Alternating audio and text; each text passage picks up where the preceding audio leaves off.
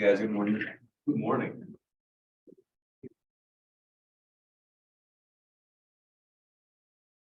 You guys had a good spring break? Yes, we did. How about yourself? Any near-death experiences? No, not this time, but my cat maybe though.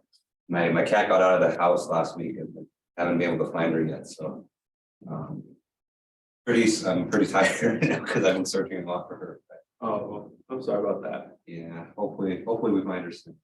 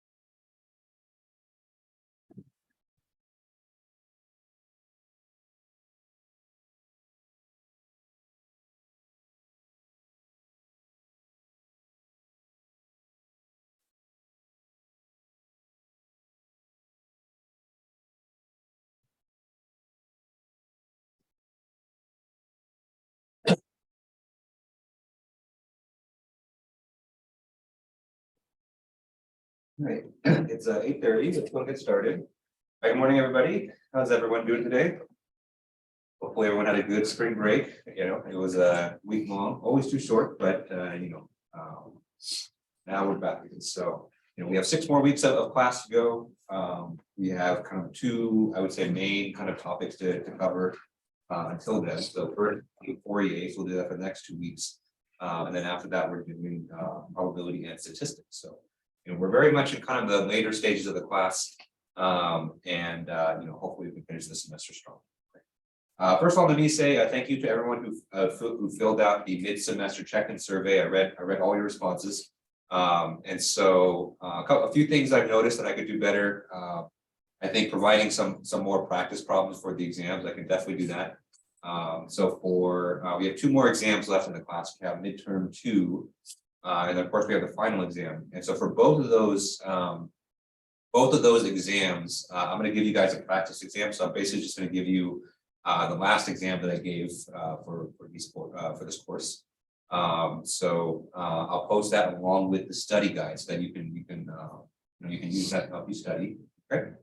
Other feedback that I got was that the numbers on the last midterm were a little bit too rough to compute, and I agree with that. And so that ended up being a lot more difficult than I thought it was going to be in terms of how nasty the numbers were going to be. So when I wrote the exam, I thought I made the numbers not too bad, but then when I actually went to go do it, it was worse than I thought. So and I was a little bit behind in work at the time, so it was a little bit too late for me to change anything since I already had a lot of them printed. For the next exam, I'm definitely going to do the exam before I print them, so that just to make sure the numbers work out a lot better. Just because I know a lot of people were saying that they were spending a lot of time just crunching through the calculations and checking their answers on the exam and not really focusing on things like the conceptual questions. So those things I can definitely do better for the next 2 exams. Okay. All right, and so other announcements. So this morning, right before class, I posted homework 5, and so homework 5 is posted on Canvas. The due date for that is going to be next Wednesday, and so it's basically going to be covering everything that we covered this week in the class. So it's kind of it's a standard length homework assignment, but the amount of content it covers is mostly just on 1 week, because this week is pretty important for that stuff. And so make sure you take a look at homework 5. After today, you should be able to get a pretty decent start on it. And then after Thursday, you should be able to finish. All right, so I think that's all my announcements. Are there any questions I can answer before we get started for today? Okay. All right, so let's go and get started. And so the topic for today is something called Fourier series.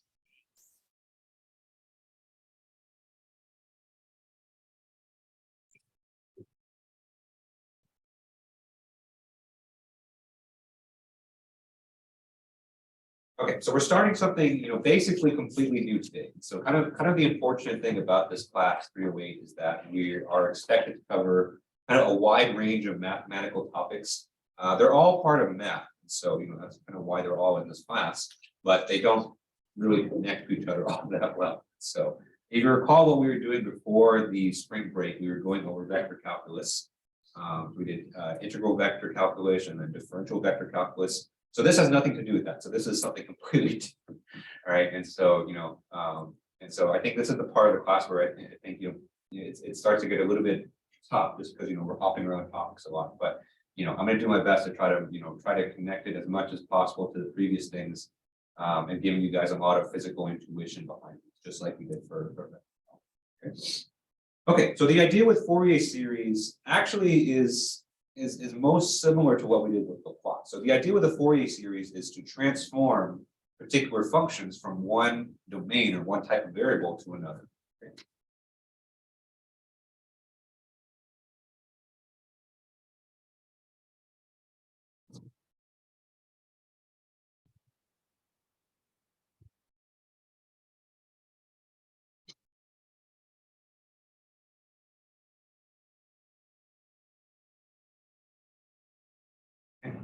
In particular, the transformation that we're going to perform is we're going to go from the time domain, so functions of time, functions of t, into something called the frequency domain.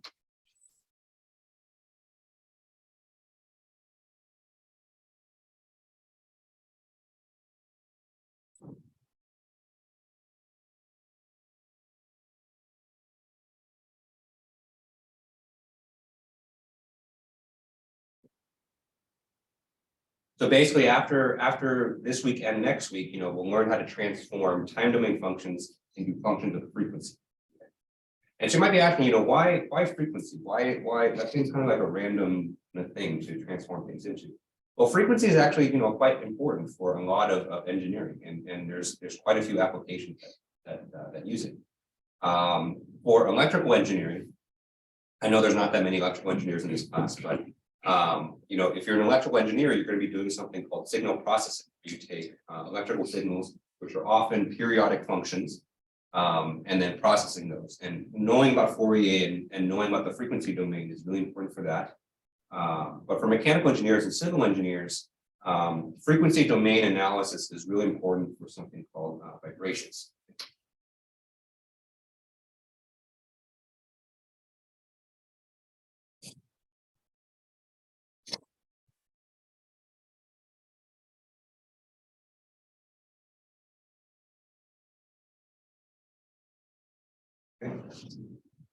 So vibrations is basically this idea that any kind of physical structure, if you strike it, if you hit it, it's going to vibrate. Okay? Think of like a guitar string. Okay?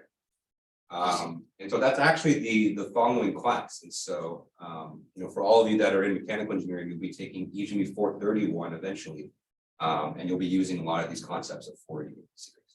Actually, both the transforms that we cover in this class, Laplace transform and the Fourier transform, are important for vibrations. Okay. And so like I mentioned, the idea with Fourier series is similar to Laplace because we're performing a transform. But unlike Laplace, what we're transforming to, our new variable, it actually has some physical meaning. So the Laplace variable, if you remember that S, it didn't really have a physical meaning. It was just the Laplace variable. Now we actually are going to transform to something that has some physical meaning, which is Fourier. Okay. And so, to kind of start our discussion, to kind of motivate, why we do this and kind of the reason for this, I'm going to take kind of a detour a little bit to talk about sound. And so a lot of what we understand about sound actually can be directly correlated with the Fourier series.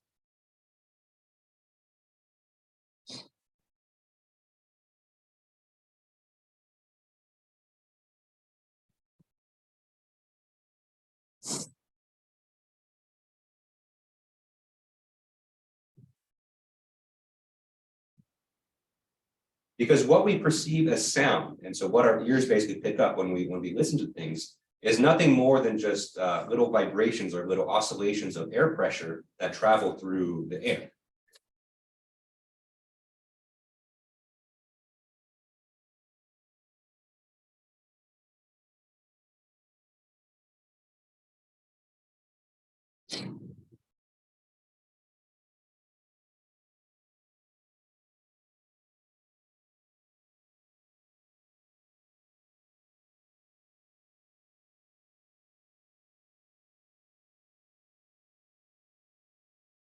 Okay.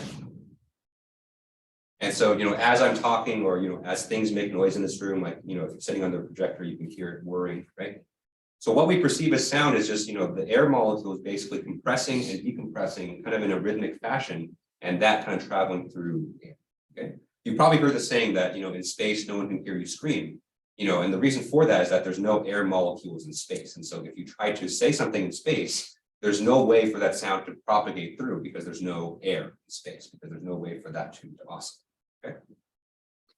And so when we talk about sound, or when we characterize sound, there's two main characteristics that we can use. So the first being volume. So I think everyone's familiar with volume. So volume is basically how loud or how soft the sound is. And 2 is pitch. Pitch being, how we actually perceive that sound is either high pitched or low pitched. Okay. All right, so let's talk about these. We're going to talk about these two characteristics of sound, and then we'll draw the connection with Fourier series and see how they're connected. Okay. All right, any questions on this so far? Okay, all right, so let's do volume.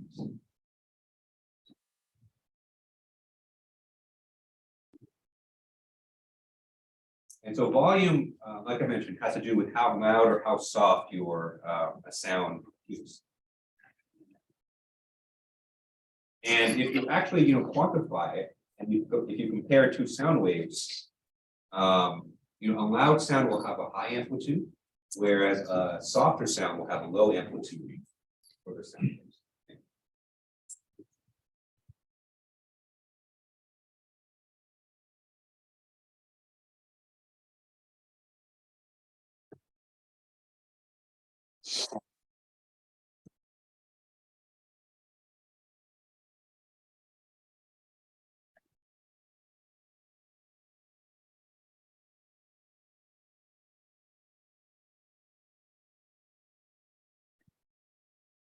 Let's draw two sound waves.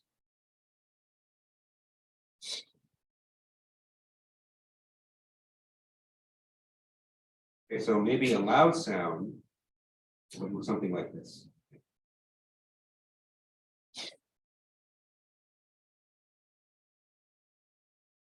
You can see we have very high frequency or high amplitude oscillations. Okay.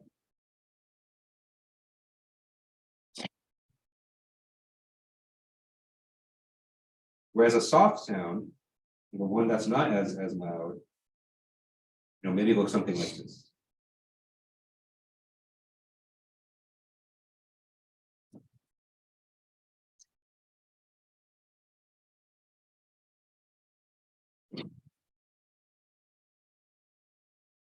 So think about something that's loud. So think about maybe your roommate snoring at 3 o'clock in the morning and you're trying to sleep, right? And maybe think of something that's soft. Maybe maybe the sound of like a baby cat, purring or something. Right. So physically, this is how their sound waves would differ. It's mainly in their amplitude. Right? Right. And so the way we measure volume, you may have heard of the decibel scale before. Okay.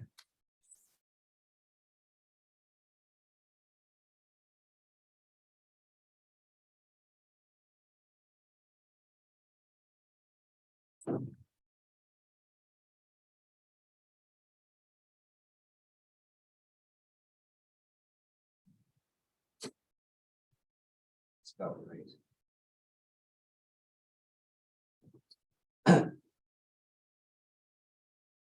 Right.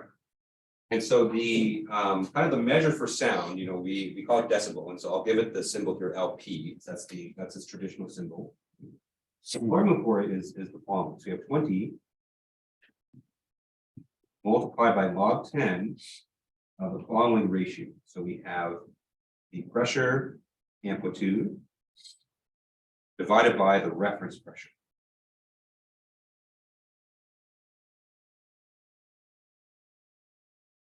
For this P amp right here, this is the main thing that's going to change.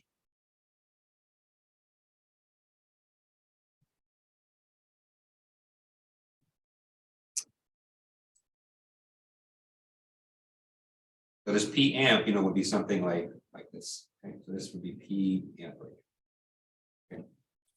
And so basically the distance between the horizontal axis and the peak of your sound wave, that is your pressure amplitude. And this P ref right here is some kind of reference pressure. I believe the standard is 0.00002 Pascal.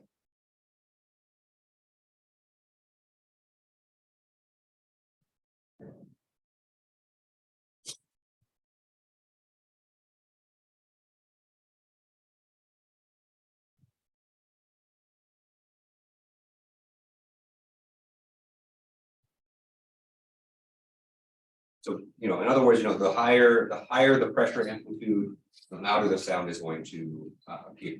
Okay. And so most typical sounds that you'll hear will have pressure amplitude somewhere in the range of 0.0002 to 2 pascals. And so, probably, my speaking voice right now is probably around the range of, maybe 0.5 to 1 Pascal, okay, depending on how excited I get. Okay. But you'll be surprised. And so the range of different volumes is very high. And so, let's say, for instance, that you're standing right next to a jet engine, right? And so you're on kind of an airstrip, and there's a jet that's about to take off. And so the amplitudes of the pressure there are around 200 Pascal, which is, over 100 times, over 1,000 times higher than, even more than that, even maybe over 10,000 times higher than kind of typical sound. Okay. So that's why, when you see people working on airstrips and at airport and stuff, they have that noise canceling headphones, because otherwise, those kind of amplitudes destroy their ears. Okay. And if you're curious about kind of the loudest sound ever recorded, so there's recordings back in 1883 of a volcano eruption in Indonesia. Okay. And so in that time, the sound that was produced had a pressure amplitude of 100,000 pascals. So you're talking about like millions times more loud than kind of typical sound. And it was so loud that people could hear that volcanic explosion more than 5,000 kilometers away. It was I think the loudest sound ever recorded, at least that we have in the record. So there's a huge variation in this, but on most daily life, the pressure amplitudes usually don't get higher than 2 Pascal. Okay. All right, any questions on volume? Okay, all right, so let's talk about pitch.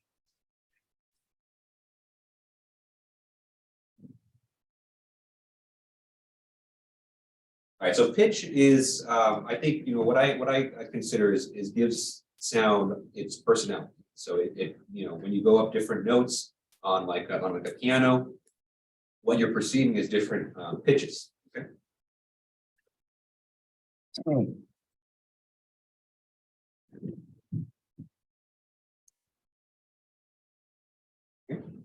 And so a sound's pitch, unlike its volume, is determined solely by its frequency.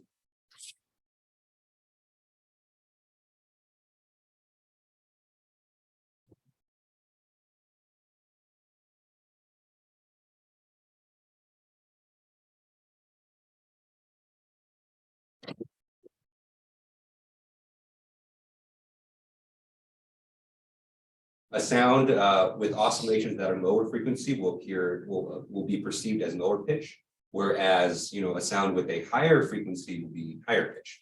Okay. All right, so let's do a couple examples.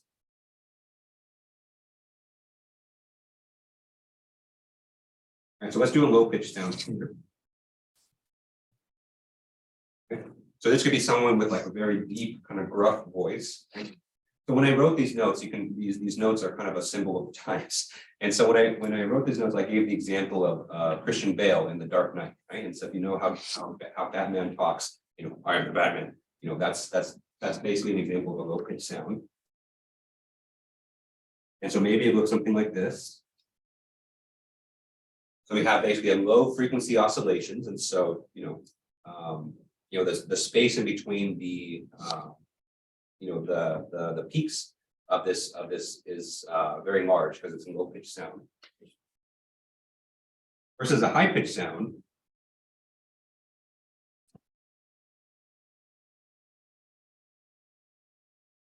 Okay. A high pitch sound will have a much higher frequency, and so those oscillations are going to appear a lot quicker.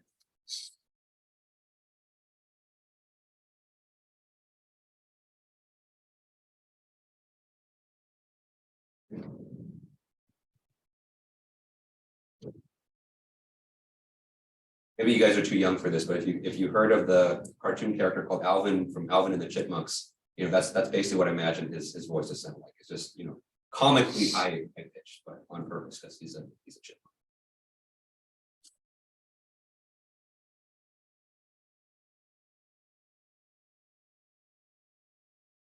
And so we have these two characteristics of sound. So we have its volume and we have its pitch. Okay? One is the amplitude and one is the frequency of the sound wave.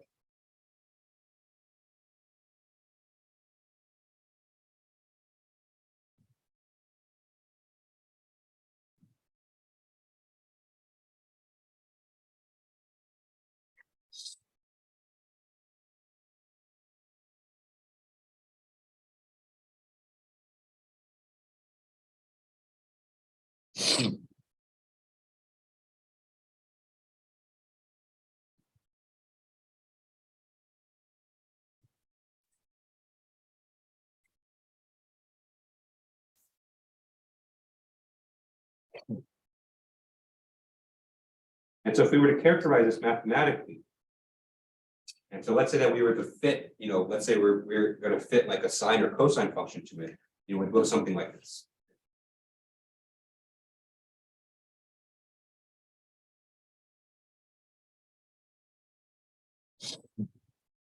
For this f of t here, this would be like the sound wave function.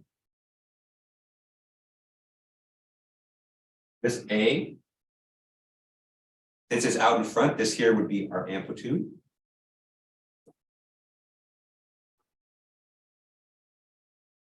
And this omega, which is the coefficient kind of on the inside of the sinusoid, this would be our frequency.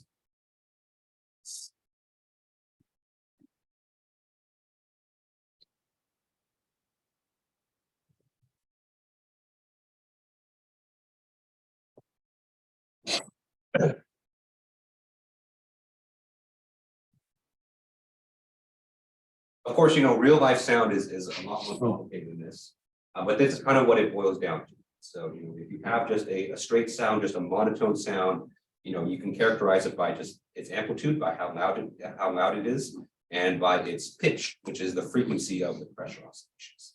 Okay. And so this idea that we can take any periodic function and we can kind of break it up into an amplitude and a frequency. This is kind of a central idea for the Fourier series, which is what we're going to be covering today.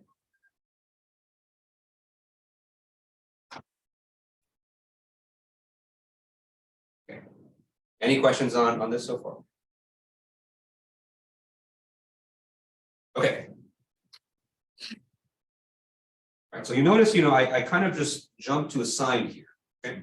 So sine and cosine are really nice because what they basically represent is they represent kind of the most basic periodic functions that you can have.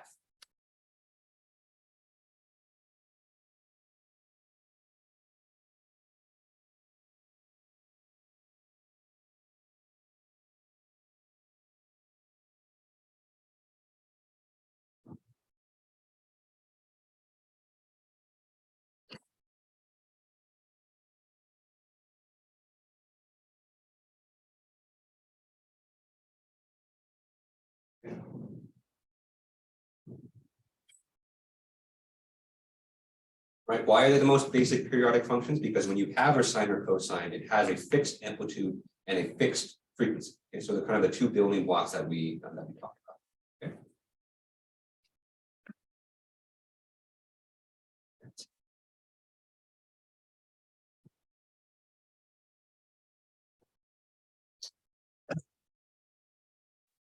And so, if you were to have just a single sinusoid function, so a single sine or a single cosine, that can describe kind of a monotone sound.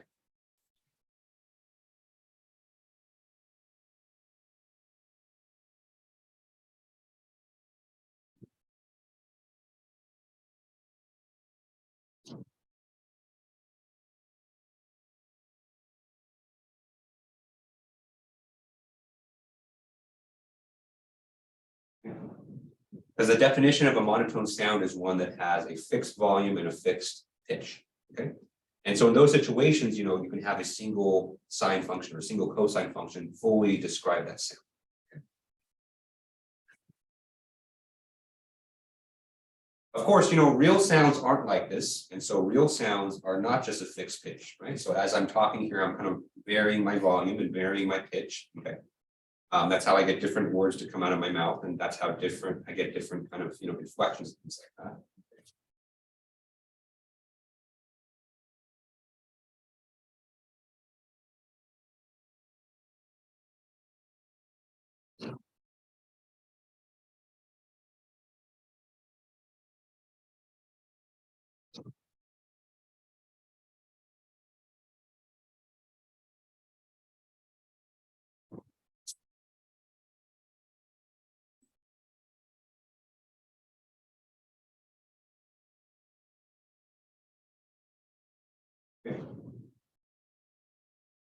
And so if the function that or the formula that I have above, that f of t, if that represents a monotone sound, we can write kind of a similar function for a real sound, which is a combination of a lot of these different things. Okay. And so for a real sound, you know, we may have something that looks like this. So for a real sound, we may have, you know, maybe something like this. Consistent. Okay, so maybe we have one sound with a certain volume and certain frequency, but to that we're going to add other monotone sounds as well. So E0 sine omega 1 t plus a1 cosine 2 t plus 2 1 sine at, okay, so on and so forth. Okay. And so to get complex sound, you know, all you really have to do is just to add together, you know, lots of different sounds of different volumes and different frequencies.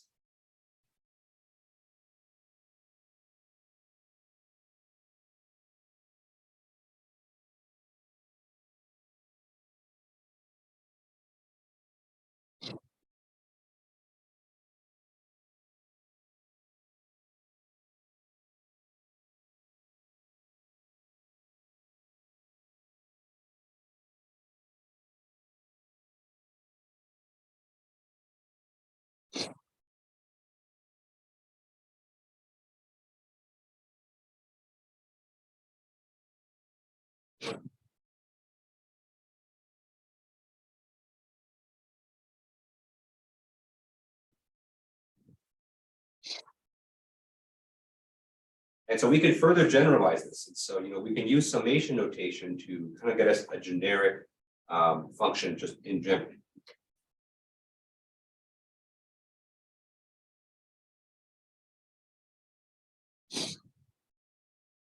Right.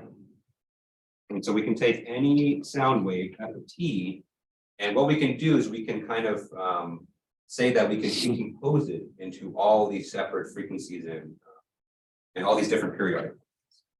And so the most general form for this would be a0.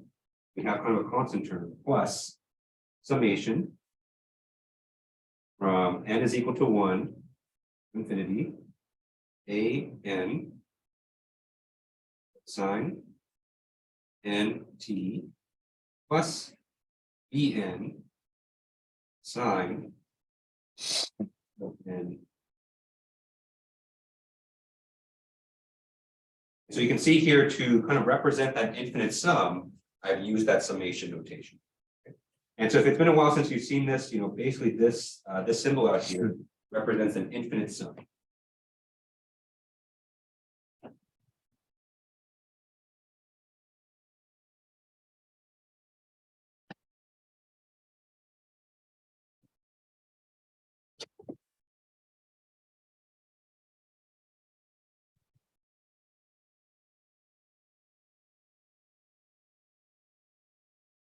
And so if you were to characterize kind of real complex sounds, you know, you would have something more like this. So not just a monotone sound, but, you know, complex.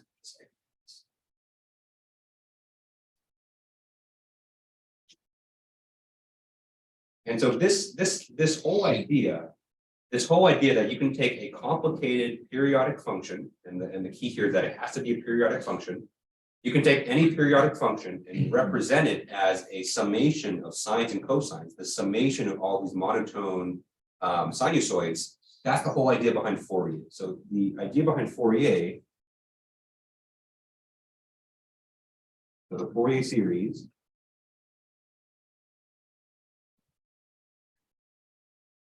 the idea behind is that you can take any periodic function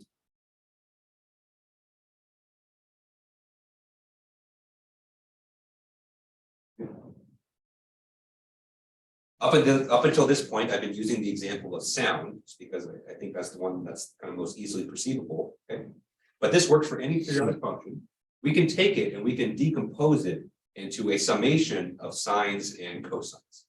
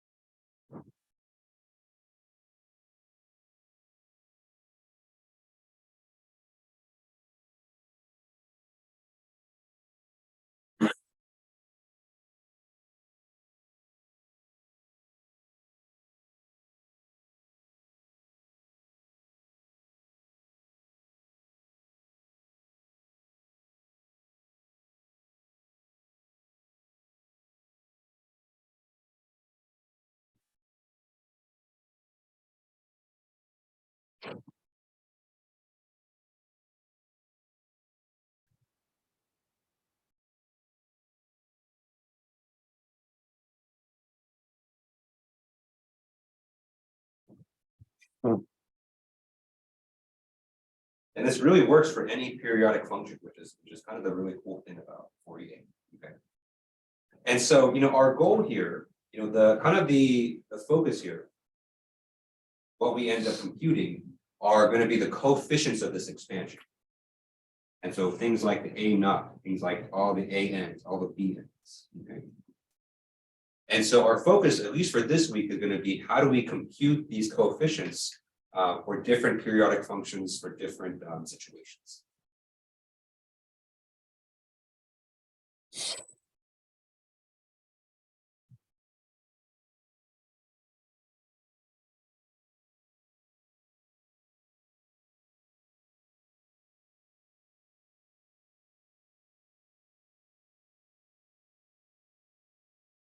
So that's what we're going to spend kind of the majority of the time today and the majority of the time Thursday talking about. It's that, if we want to perform a Fourier series expansion of a function, how do we compute these coefficients?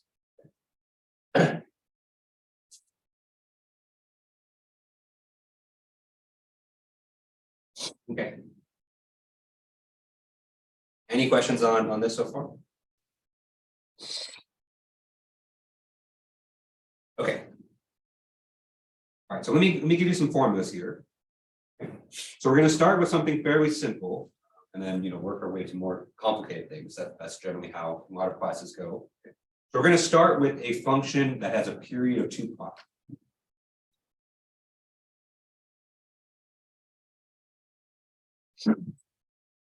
And you'll see why in a second. It simplifies some of the math that we want to.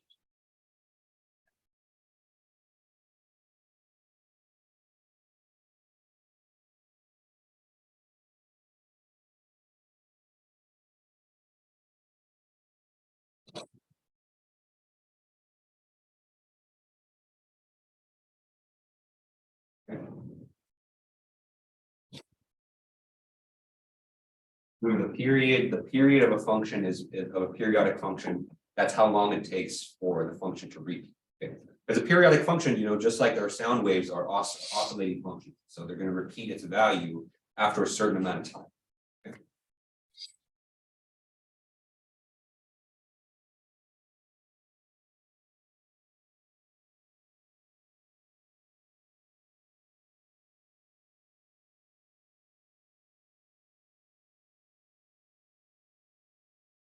And so for a function with a period of 2 pi, these are the coefficients. And so I'm going to have 3 formulas for it. So we have A0, that's going to be 1 over 2 pi,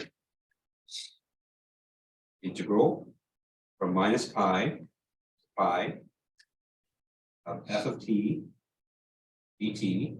Okay. So f of t there, that's our function of focus. Okay. That's A0. That's going to be the constant term out in front of the expansion. Then we have a sub n, that's going to be 1 over pi integral minus pi f of t cosine of nt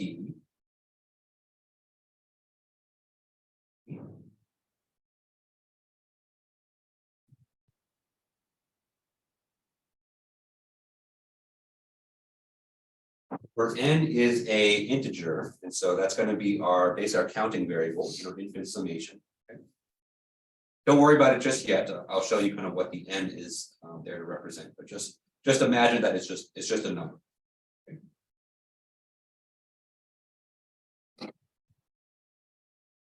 And finally, we have the formula for Bn. That's going to be 1 over pi integral minus pi f of t sine mt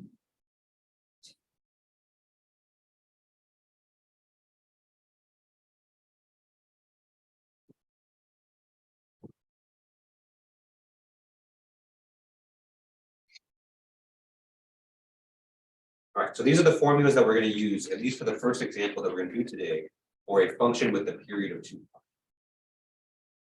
Okay, so let's see how this all gets put together. So, we've been talking for about 35 minutes now, of just concepts, and so let's see how we actually kind of put this into practice.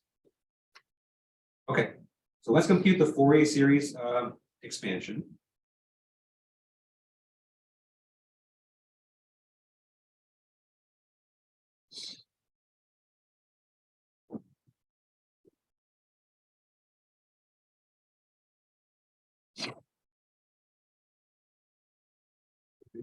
And we're going to do that for the following function.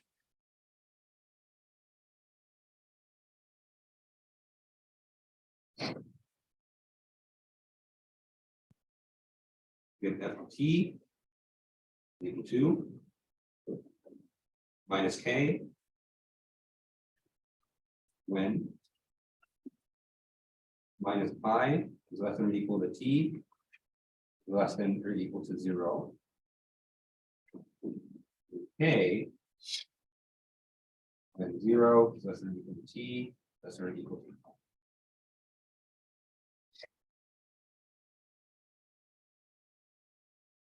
K here is just some integer. I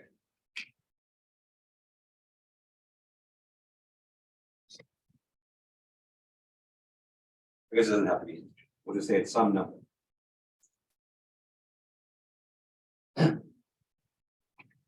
In other words, it's just a constant. So when we integrate it, it's going to just kind of factor out of the integration. Okay. And so what we have here is a periodic function.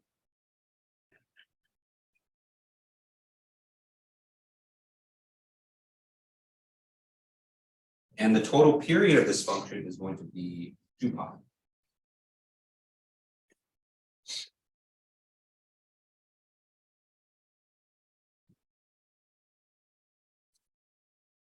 So let me go ahead and draw the function just so that you can see it.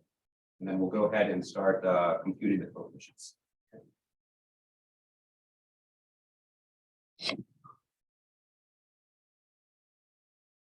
So if I were to draw the function, let's say this is the origin here. A little bit. And so according to our function here, from from minus pi to 0, okay, our function has a value of minus k, and it's constant. And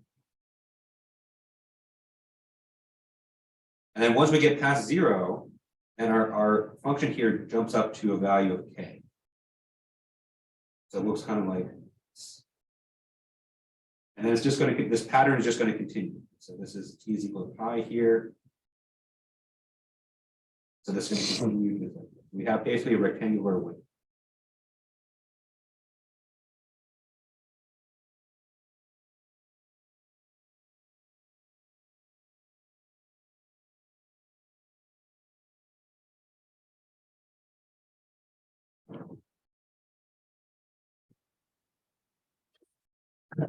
All right, so this fits all our criteria. So we have a periodic function here. It has a period of 2 pi. And so we can use that to compute the coefficients of the Fourier extension. Okay. All right, any questions on just the setup for the problem here?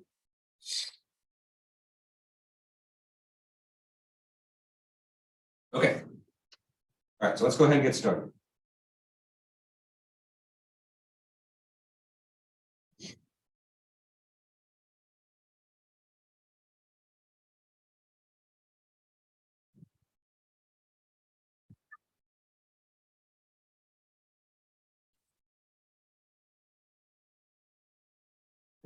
So first we have A0. So A0, our formula for that is 1 over 2 pi integral from minus pi to pi of f of t dt. Okay. And so what we're going to do is we're going to plug in our function f of t in for this here. Okay. But we have a discontinuous function, right? And so our function has a certain value from minus pi to 0, and then it has a different value from 0 to pi. Okay. So what I'm going to do is I'm going to break up this integral into those two intervals. Okay.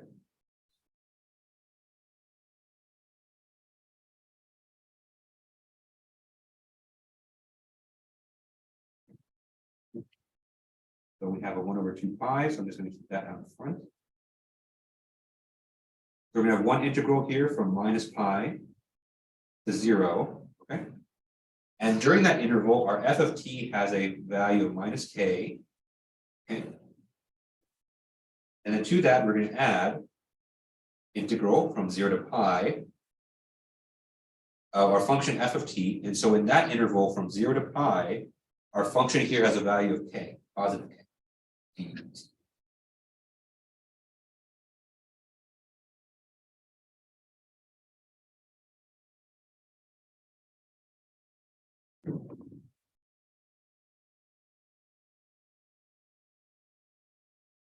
Everyone understand kind of why I broke up that integral the way that I did? Okay. All right, so let's go ahead and perform these integrals. So these are fairly straightforward because k here is a constant. Okay, 1/2 pi.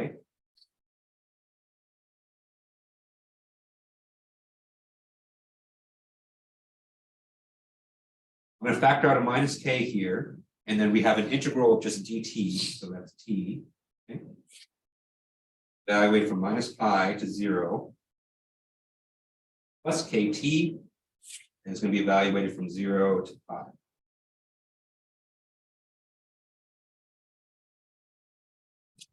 All right, so let's go ahead and plug in those integration bounds. So we have 1/2 pi. We have minus k times 0 minus a negative pi plus k times pi minus 0.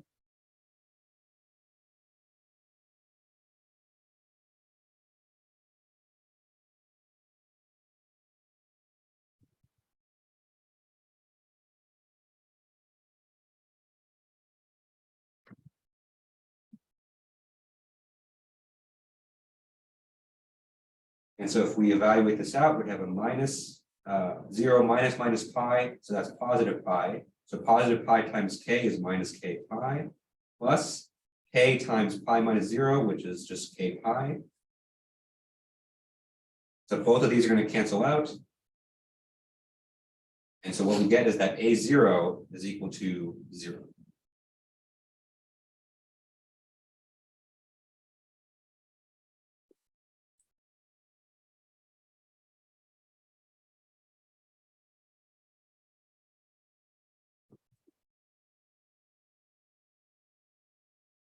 All right, so fairly straightforward, right? So, that's our first integral. So now we're going to do an and b, see how those work out.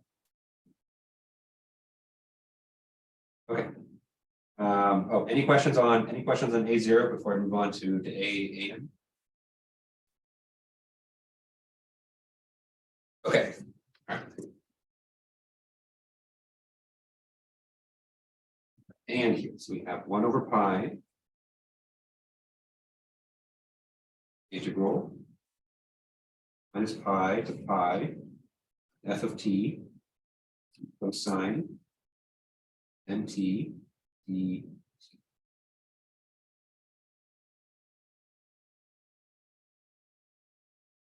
All right, so very similar integral, except now we have the cosine as well. But just like I did for a0, I'm going to break this up into two integrals here. So 1/pi times integral minus pi to 0 minus k cosine t e plus integral from 0 to pi positive k cosine and t.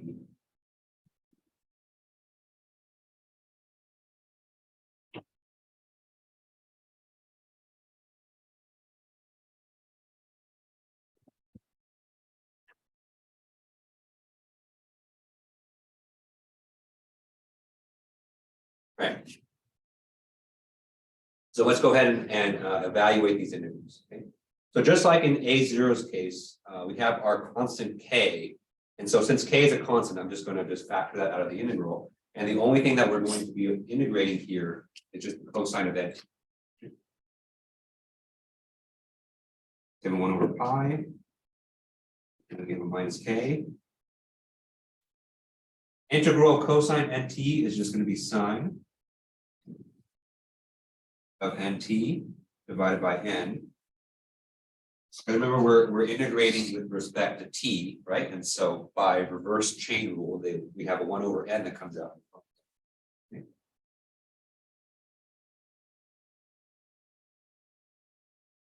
Okay. And we have the exact same integral. So we have sine nt. Okay.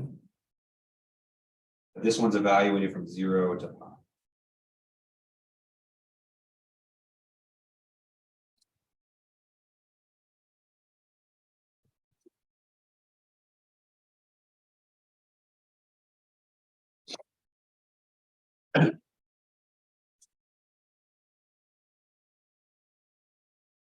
All right, so I'm going to do a little bit of simplification here. So I'm going to take all the k's. So you can see k here is applied to both.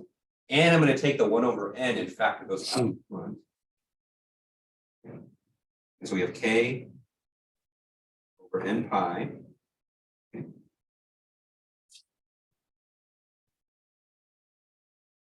Just to make the inside a little bit simpler. Okay. And then from here, I'm going to just kind of plug in our integration values. Minus. Okay. First, we have sine of nt, and we're going to evaluate that at t is equal to 0 and t is equal to minus pi. Change this to a square bracket.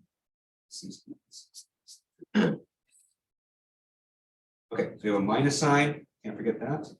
And we have sine 0 minus sine of minus n pi plus sine of n pi minus sine of 0.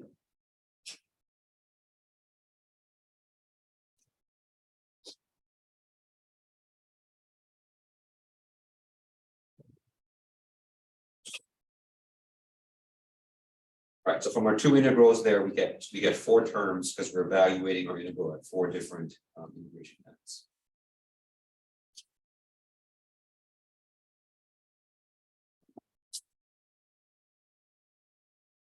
Okay.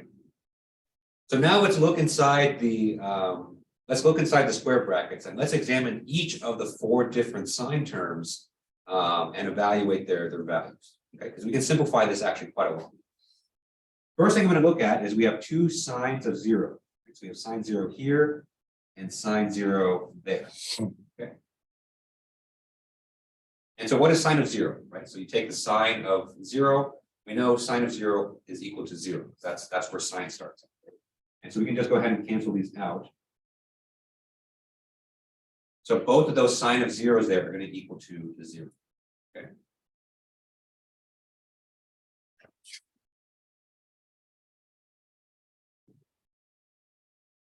Okay. So that's pretty straightforward. Next, we have 2 other sine functions. They're essentially the same thing. We have minus sine of minus n pi, and then we have a sine of positive n pi. Okay. So let's look at these terms. I'm just going to do one of them because they're the same. But let's do sine of n. Remember, n here.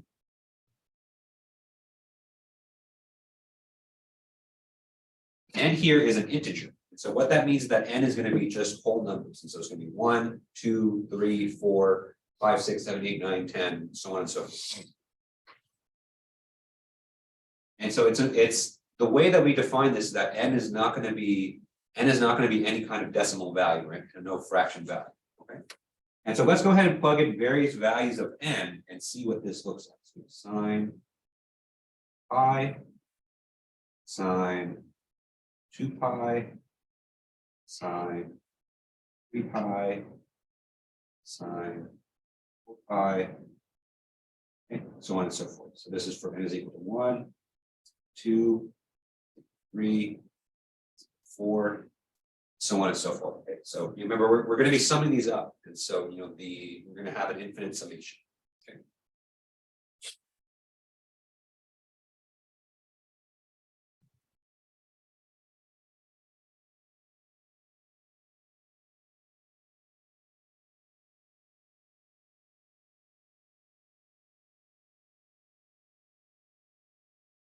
Okay, so what do you notice about all these sine functions, right? So let's look at sine of pi. And so, we're going to be working in radians, and so this is radians, not degrees. And so if we look at sine of pi, that's also equal to 0, right? That's just how sine is defined. Right? So when you take sine of pi, then it's going to be equal to 0. Let's look at sine of 2 pi. And so sine of 2 pi, that's going to be a full kind of rotation, okay? A full period in this case. And so sine of 2 pi, just like 0, is also going to be 0.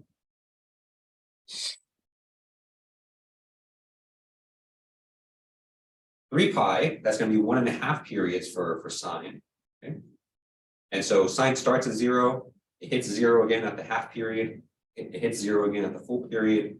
And so 1.5 periods, this is going to be also 0.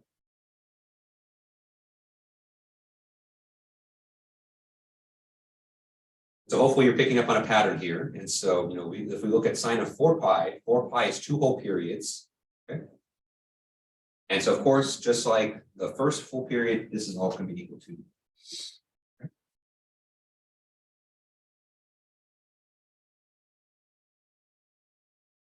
And then we can kind of conclude from here that that pattern is going to continue for all integer values of n. Okay. And so that means sine of n pi and sine of minus n pi, they're essentially the same thing. They're both going to be equal to 0. This is an important point, and so because you're going to see this kind of pop up quite a lot in Fourier series, and so you're going to see sine of n pi.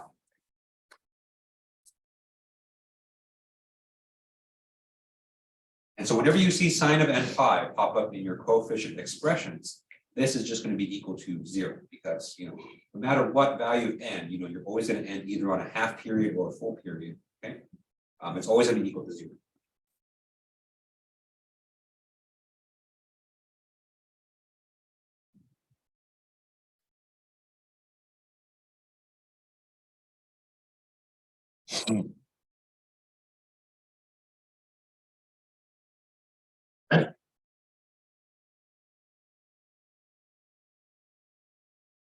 Any questions on that part there? Okay. All right, and so if all of those terms inside the square brackets equal to 0, that means, remember we started this journey, we were trying to solve for a sub n, okay? And so if everything in the square brackets equal to 0, then an must also equal 0.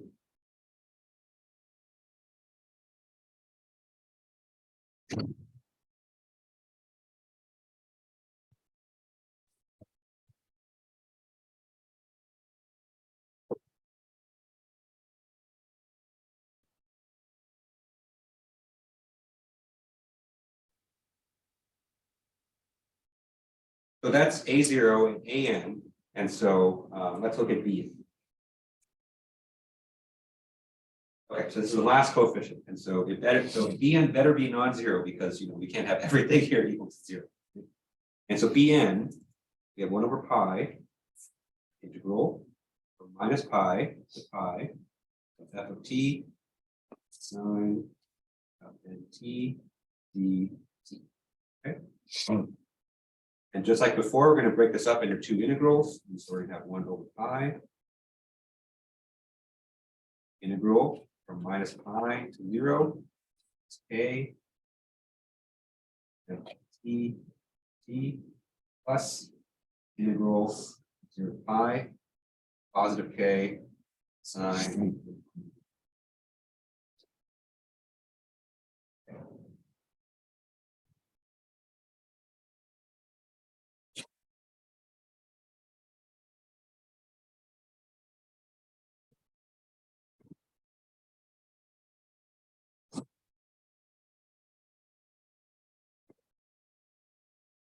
All right, so I'm gonna go a little bit faster on this one just because of time, and I want to make sure I get to a certain point today. Okay.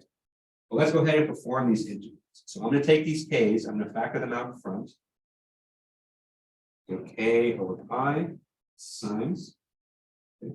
I'm going to integrate sine of nt, and so that's going to be cosine or minus cosine and t n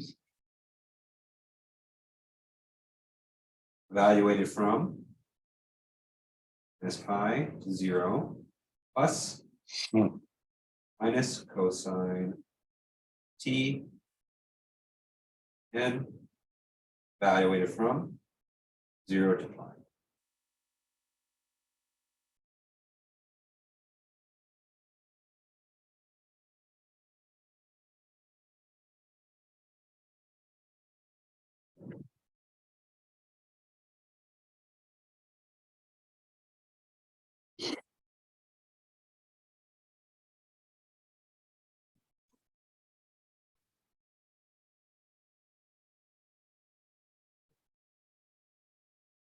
I'm going to go ahead and factor out the n from this as well. Okay? And now I'm going to plug in the integration bounds just like I did before. So we have a k and pi. These two negatives are going to cancel out, so I'm going to go ahead and cancel out those negatives for the first term there. And then plugging in the integration bounds here, we have cosine 0 minus cosine negative n pi minus cosine and pi minus cosine 0.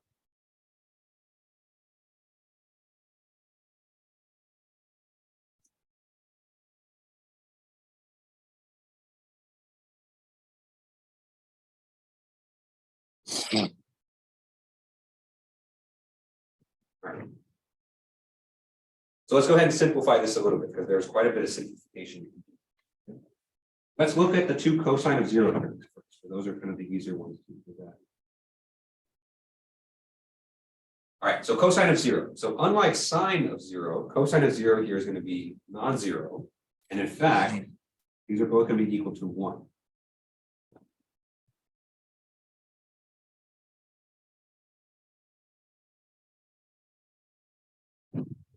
We're going to get something that's non-zero from this. That's good. Next function I want to look at here is cosine of n pi. Okay. Cosine of minus n pi, excuse me.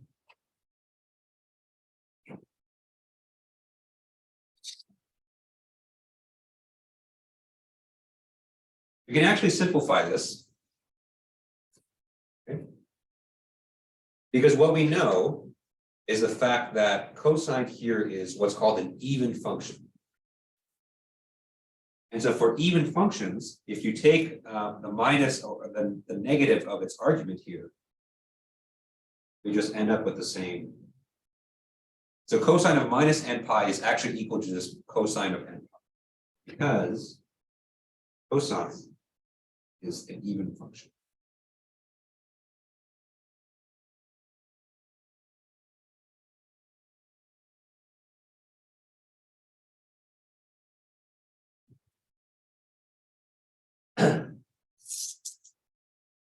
And so visually, you know, it looks something like this, right? So let me go ahead and draw a cosine just to kind of show you what I mean by the fact that it's an even function.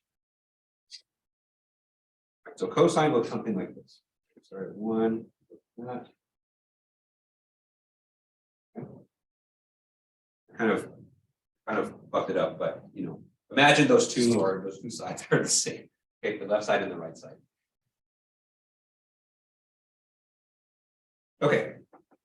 And so an even function means that, say, you know, we take some random value over here. So let's say t is equal to t1, okay? And then we take its mirror image on the other side of the y-axis. So let's say t is equal to t, so that's going to be minus t1. Okay. So the same time, just kind of, you know, on both sides of the, okay? For an even function, if we trace down kind of the value of the function here, and imagine I drew this better. Well, you know, maybe I'm making it worse with my poor drawing, but you know, basically, you know, the function is going to be the same on both sides of the axis. Okay. Okay. And so let's take all those facts and then let's go ahead and plug in for that. Okay. And so we have Bn here is equal to k over n pi Right, so we have cosine of 0, 1 minus a negative cosine of 0, 1, so that's going to be equal to 2. Okay. And then we have minus cosine of minus n pi. We know that we can set that equal to cosine of positive n pi, and we subtract another one of those.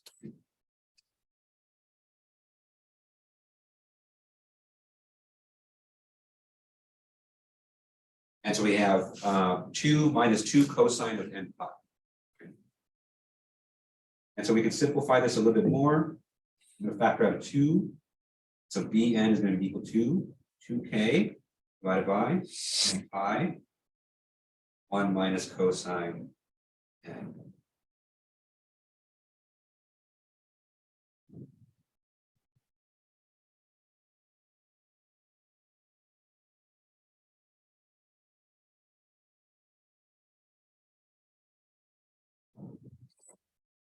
Okay.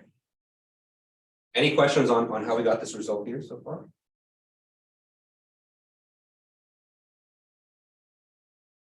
Okay. All right, so a few things. And so we're just about wrapping up this example, but a couple things I wanted to point out. Let's look at cosine of n pi.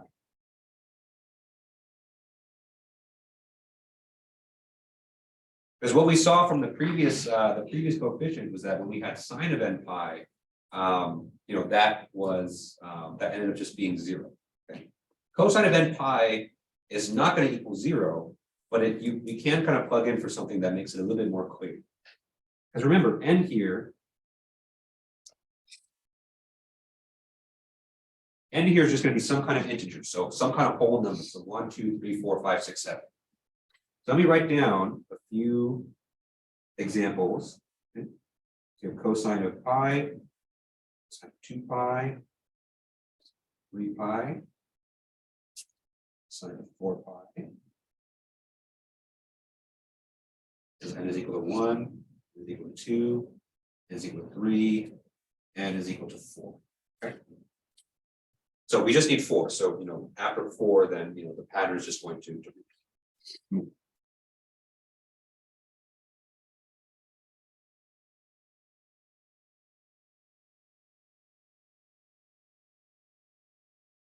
Okay.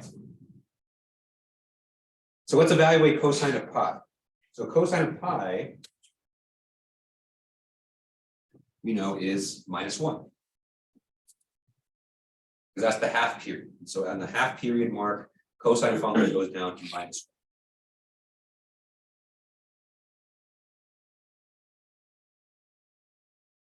Okay, and so if we look at cosine of 2 pi, cosine of 2 pi here is a positive 1.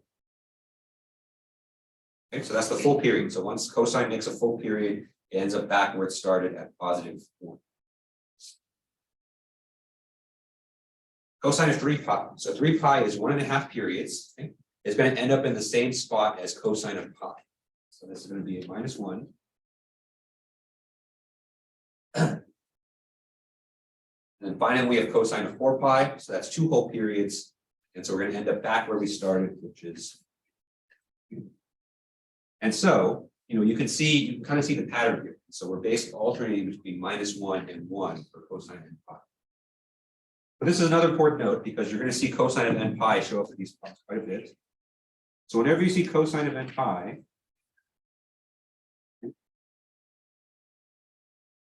one way that you can express this that I think makes it a little bit easier to evaluate the coefficients is that we can say cosine of n pi is equal to -1 raised to the n power.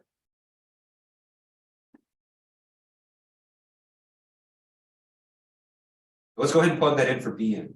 So Bn here equal to 2k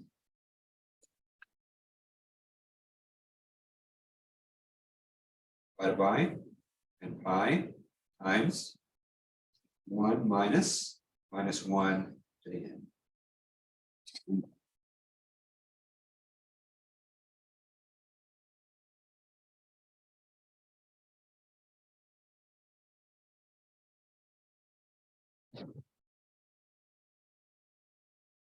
So as you plug in different values for n, you can see that the -1 to the n power gets us the exact same thing as cosine n pi. And so we have -1 raised to the first power, so that's going to give us -1. Okay. -1 squared, so n is equal to 2. It gets us a +1 because that's just -1 times -1. Okay. And we have -1 raised to the third power, so that's -1 cubed. That's -1 times -1 times -1. That ends up being -1. Okay. And so on and so forth. So you can do it this way. I personally prefer this way. I like to have the -1 to the n power. But if you like, if it makes more sense to you to have cosine of n pi, that's fine. This is one thing where it's just kind of a personal preference. Okay. But personally, I think it makes a little bit more sense to be -1 to the n.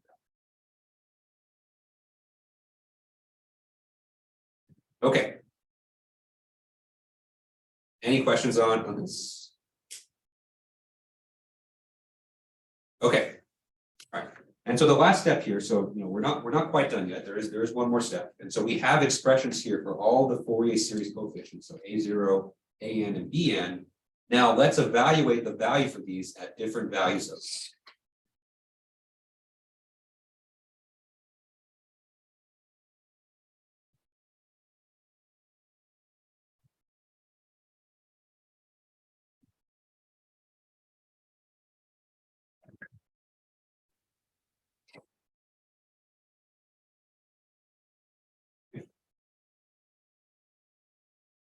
Because remember, ultimately what we want to do is we want to represent our function. And so when we say we want to do a Fourier series expansion, what we're saying is that we want to take f of t and represent it as the following. So we have A0 plus infinite summation from 1 to infinity, AN sine t plus BN sine of n. So now we have our expressions for A0, AN, and BN. So now we just have to kind of plug it in here. Okay. And so from this problem, we know A0 is equal to 0. We're not going to worry about that. AN also equal to 0. So not going to worry about that. So BN is given by that expression up there. So let's evaluate BN at various values of n. Okay, so let's do n is equal to 1 first. So at n is equal to 1, we have 2k divided by n pi. So that's just going to be a pi down there. Times 1 minus -1 to the n. So -1 to the n, that's going to be a -1.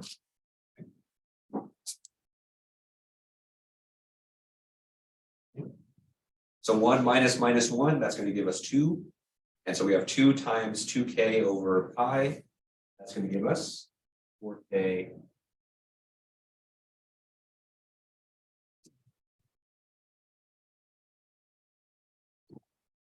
So this is going to be B1. So that's going to be our first B. All right, so now let's do the same thing. So let's try n is equal to 2.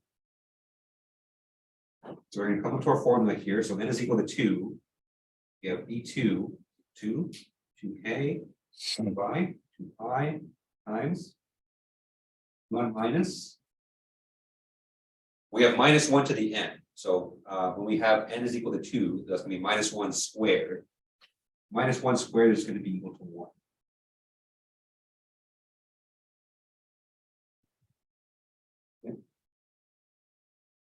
And so we have 1 minus 1 here. So 1 minus 1 is 0. And so B2 is equal to 0.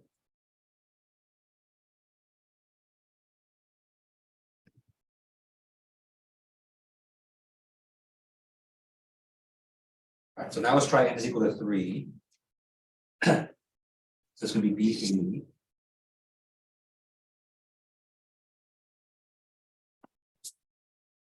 Okay, so when n is equal to 3, our B3 is going to be 2k divided by 3 pi times 1 minus -1 cubed. So -1 cubed, we have -1 times -1 times -1 is going to be -1. Okay. And so we simplify this, we get 4K divided by B.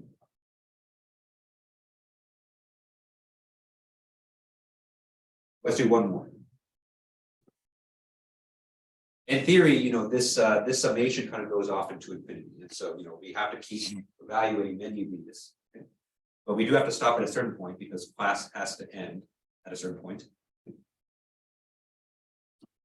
Do B4 is going to be 2K divided by 4 pi times 1 minus. Here we have minus 1 raised to the 4th power. Minus 1 raised to the 4th power is going to be positive 1. Okay. So just like B2, we end up with 0.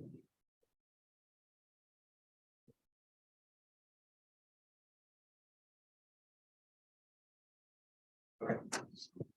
And so let's go ahead and write this out. All right.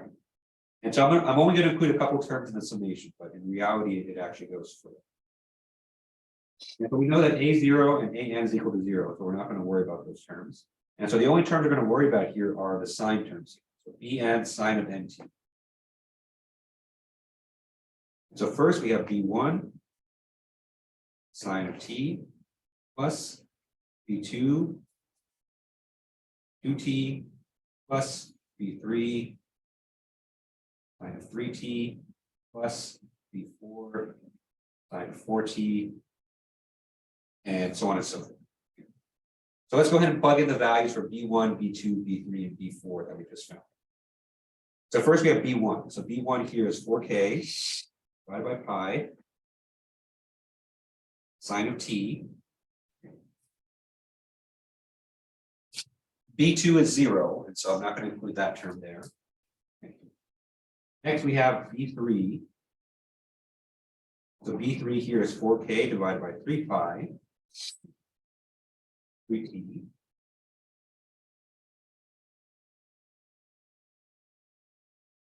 Next we have B4. So B4 is 0, so I'm not going to include that one. And I'll do one more just so that you can kind of see, because hopefully you can start to see a pattern developing here.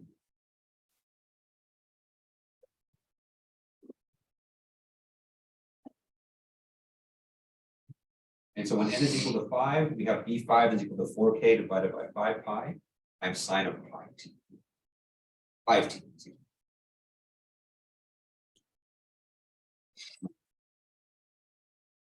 And so what I have at the bottom there is the Fourier series expansion of this function.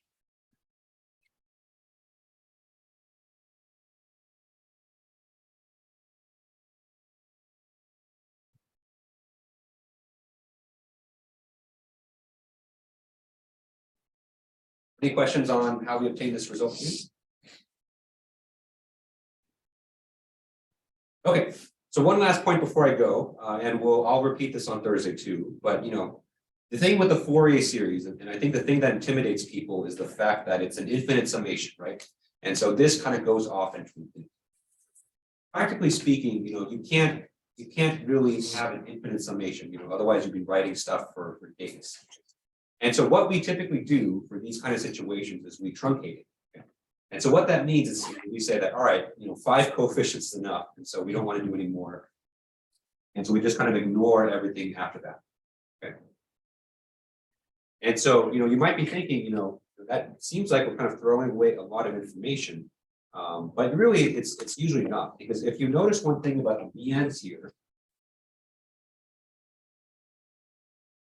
as we get to higher and higher values of n, the values for the BNs are going down, right? So that denominator there is getting bigger, okay? That's pretty typical of even kind of real sounds like this. So eventually, after a certain point, then the Fourier coefficients kind of go down to 0, okay?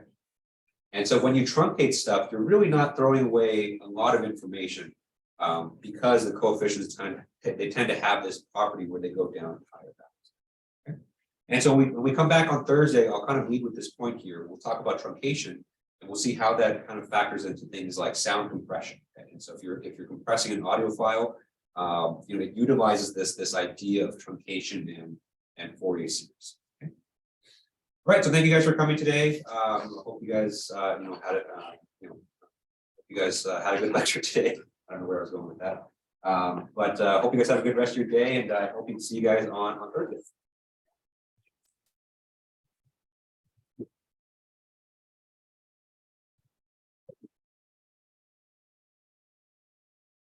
If you haven't picked up your midterms yet, I brought them again today, or you can cheat sheet. But today will probably be the last time that I pick them. If you didn't pick up your midterm by today, then you'll have to come to my office and pick it.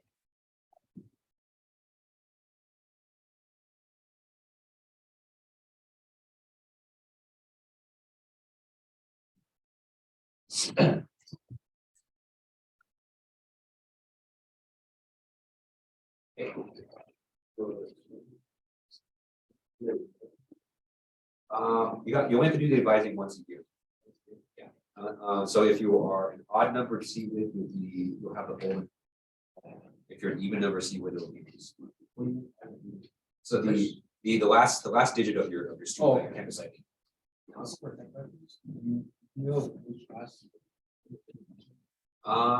Yeah, it depends what you're interested in. So you know kind of what areas or kind of what kinds of companies want to work for out.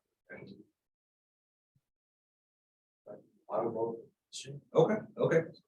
Yeah, so in the fall, I think it's either 434 or 435, there's a class called combustion.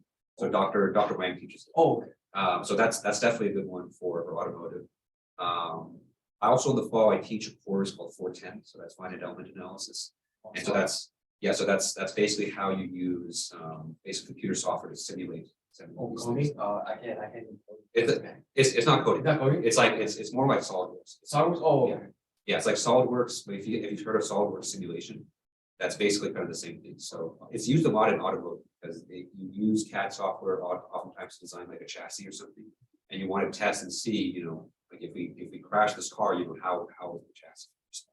And so it's basically simulation technology so that you don't have to do physical tests. And so that would be another good one. So, 410, 430. Yeah. I think it's best. Yep. Mine says I have a logo on it.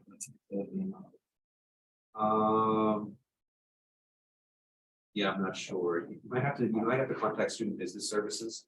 So their email is sbs@Fullerton. Yeah.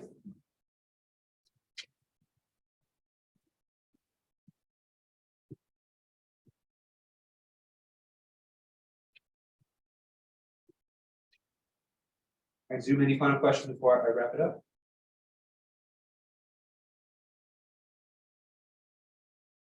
Okay, all right, see you guys Thursday.